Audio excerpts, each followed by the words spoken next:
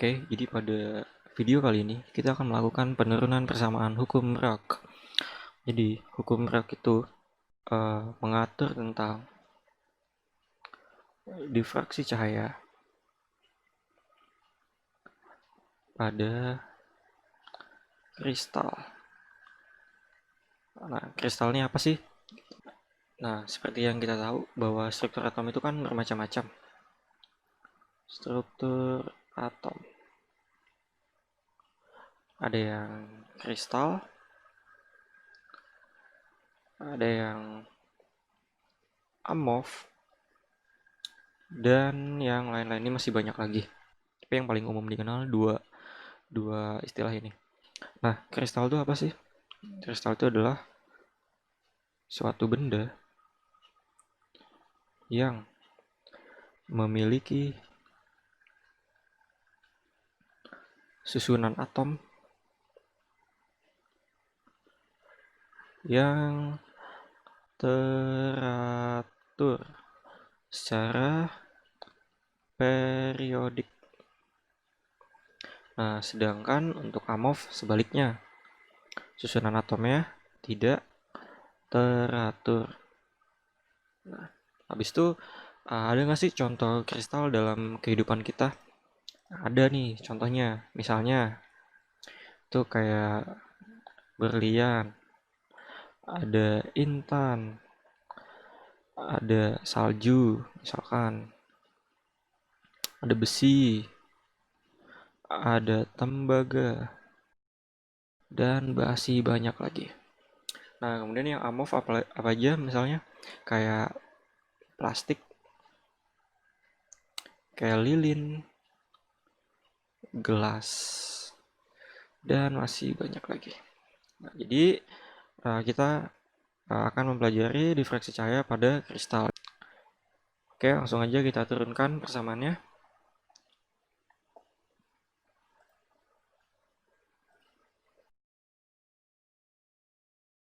Misalnya saya punya suatu benda yang punya susunan kristal. Ini saya akan bikin atom-atomnya ya.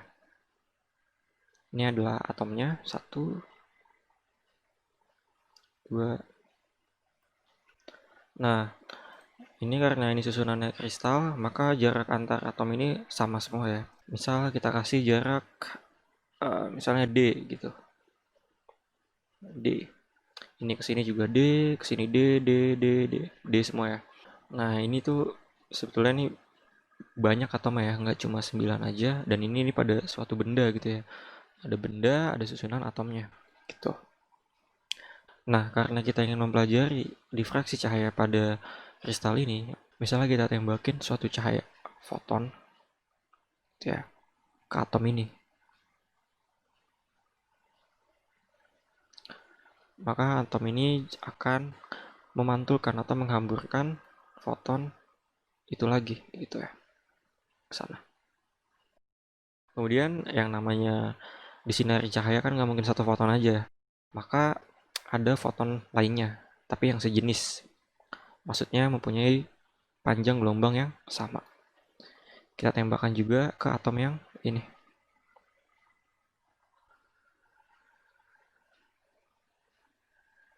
Nah, kemudian dipantulkan ke sana.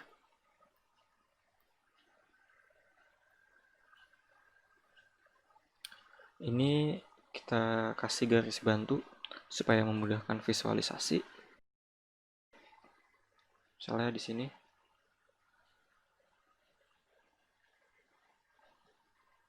Dan di sini juga. Dan di sini juga.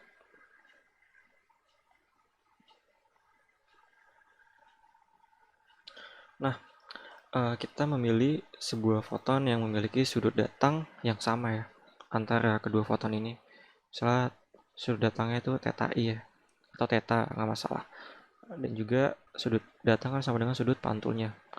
Incident reflectance. Ini juga theta i. Yang ini juga sama. Nah, kemudian misalnya kita kasih garis bantu lagi ya supaya memudahkan. di sini misalkan.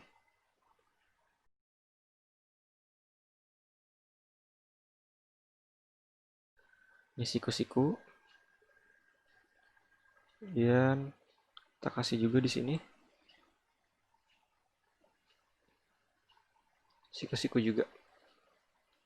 Nah, kemudian kita kasih titik juga.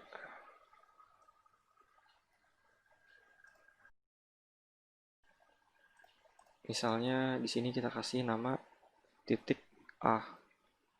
Di sini kita kasih nama titik B, dan di sini kita kasih nama titik C. Gitu. Nah, kalau kita lihat dengan teliti, panjang gelombang bagian yang ini,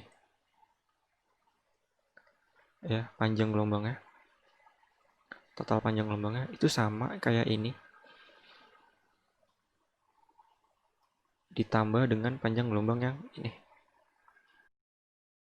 Panjang gelombang yang ini yang atas sama dengan panjang gelombang yang ini ditambah yang ini. Kita ada satu masalah, yaitu ada yang kelebihan, ada panjang gelombang yang kelebihan di sini. Nah, bagian ini bisa kita manfaatkan untuk mempelajari difraksi cahaya pada kristal. Oke,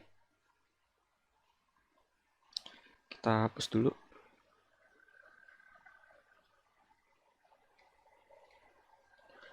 Oke, nah misalnya kita kasih nama sudut-sudutnya ya. Misalnya di sini ini kan 90 ya, ini ke sini 90 ya. Berarti kan sudut yang ini sama aja kayak 90 minus theta i, misalnya theta 30, berarti kan di sini 90 minus 30 jadi 60. Di sini juga sama kan. 90 minus theta ini kan sudut datang sama dengan sudut pantul, jadi sama aja kan. Nah, kemudian sudut yang sebelah sini kita kan nggak tahu, kita kasih nama X. Di sini juga X betul. Kalau di buku-buku sih langsung ditulis theta i di sini ya, langsung. Tapi kita coba buktikan dulu aja, nggak apa-apa. Jadi ini kan jumlah segitiga ini kan totalnya 180 ya. Jadi bisa kita tulis jadi 180 derajat sama dengan siku-sikunya 90 derajat ditambah semua sudut yang di dalamnya, maksudnya ditambah 90 min theta i ditambah X. Nah, ini kan bisa dihilangin ya. 90, 90, 180, 180 sama dengan 0, X sama dengan theta i. Jadi kita tahu kalau X-nya itu sama dengan theta i gitu. Nah, kita juga tahu nih, ini ada komponen D di sini ya. Ini bisa kita pakai untuk yang di sini nih. Yang sisi miringnya ini. Jadi misalnya kita kasih di sini juga D. Nah, dari sudut yang di dalam ini kita bisa memanfaatkan fungsi sinus di situ. Jadi misalkan sinus X atau sinus theta i ya sama dengan D depan dibagi miringnya. Depannya itu apa? Depannya ini kan AB ya, panjang AB depannya ini. Jadi bisa kita tulis AB dibagi sisi miringnya. Sisi miringnya itu apa? D. Nah, D. Kalau kita kali silang, hasilnya adalah D sin theta i sama dengan A kali B. Oke, ini kita simpan dulu. Kemudian seperti yang saya bilang tadi, bahwa tadi kan ada panjang gelombang yang sisa ya bagian sini. Nah, kita kan tahu tuh, kalau panjang gelombang itu kan kayak gini bentuknya. Kayak gitu ya. Nah, kita tahu kan kalau satu puncak ke lembah itu kan satu panjang gelombang ya. Ini juga satu panjang gelombang, ini juga satu panjang gelombang, dan seterusnya. Nah, kalau misalnya mau kita generalisasikan atau kita bikin suatu persamaan, jadi kan sama dengan N kali lambda. N-nya ini banyaknya lambdanya ini kan.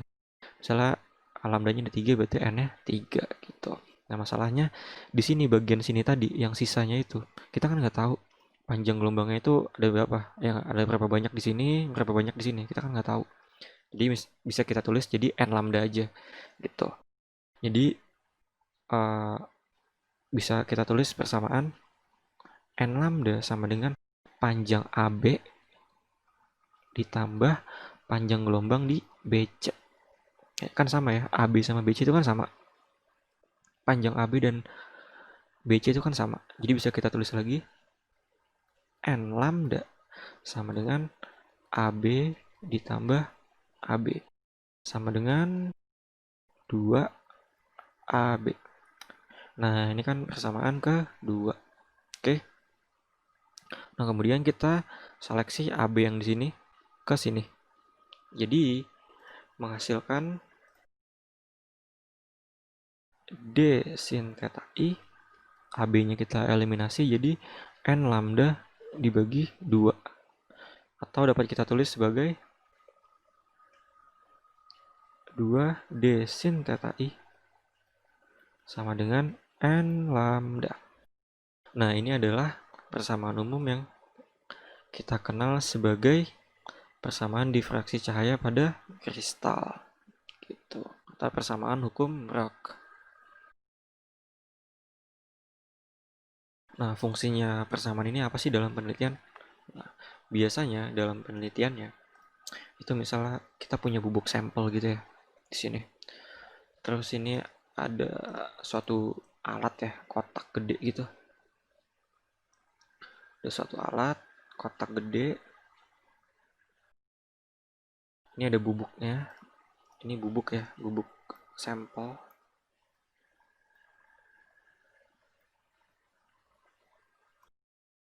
Kemudian kita punya transmitter di sini.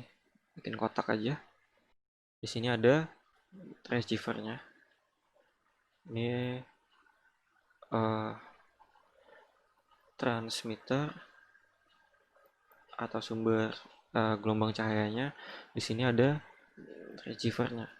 Biasanya ini sumber cahaya yang digunakan itu sinar X, berarti lambdanya kita udah tahu kan berapa sinar X itu.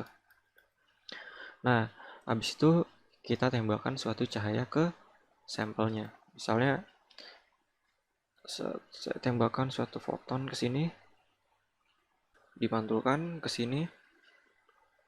Nah, nanti akan diterima oleh receiver ini dalam bentuk tegangan. Nanti tetanya ini kan membentuk sudut ya. Ini sudut, ini sudutnya masih sama. Kedua transmitter sama receivernya itu sudutnya masih sama. Nanti lambdanya kita tahu, D-nya biasanya kita tahu sampelnya ini D-nya berapa. Kemudian nanti kita bikin plot intensitas terhadap theta ya, 2 theta biasanya. Nanti kita bisa lihat pola difraksi cahayanya gitu. Oke.